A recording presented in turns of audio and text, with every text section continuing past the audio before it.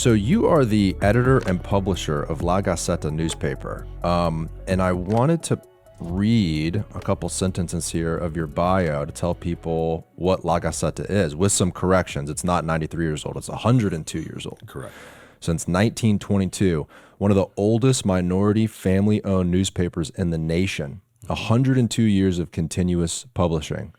It holds the title of the nation's only trilingual newspaper, Spanish, Italian, and English. Right? It was started by your grandfather, Victoriano Manteiga. Victoriano Manteiga, who is a lector in the Morgan Cigar Factory, continuing through his son, your father, and now you. Yeah.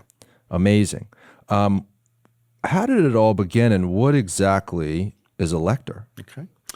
So my grandfather was born in Cuba, and as a young man, he traveled to Key West and Tampa a couple of times, and then in 1913 he made a voyage up here on the Olivet, which was a steamship that did daily service between Tampa and Cuba and Key West, and he was coming here to take a job at the Morgan Cigar Factory. The workers at the Morgan Cigar Factory had been corresponding with him, and they wanted to hire him to read to them.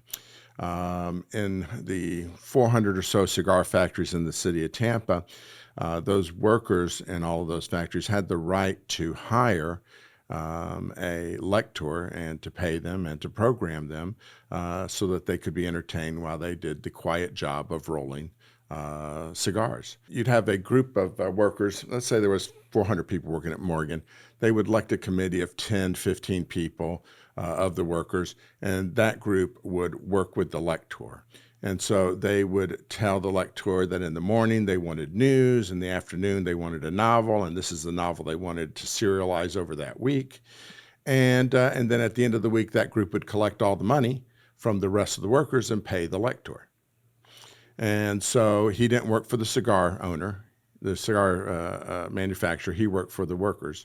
And so he did that for a number of years. He would sit on a chair high up in the rafters of the room, and he would read, and had a great voice, and the people would listen. And sometimes even people from outside the factory would go and sit in the yard outside of the building to hear his voice come out of the windows.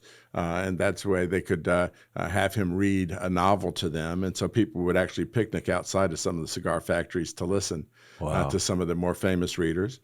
And so after a period of time, he started to do some writing for some newspapers. And then in 1922, he decided to start, like I said, a newspaper. It was a Spanish daily, Monday through Saturday, 6-day-a-week daily, with wire service from Spain and Cuba. And so we were paid for a newspaper. And so he and his wife, Ophelia, started it, and so that's how it began. In 1922. Hey guys, if you want to watch the full episode of this clip, click right here. Make sure to subscribe by clicking right here. Thank you for watching.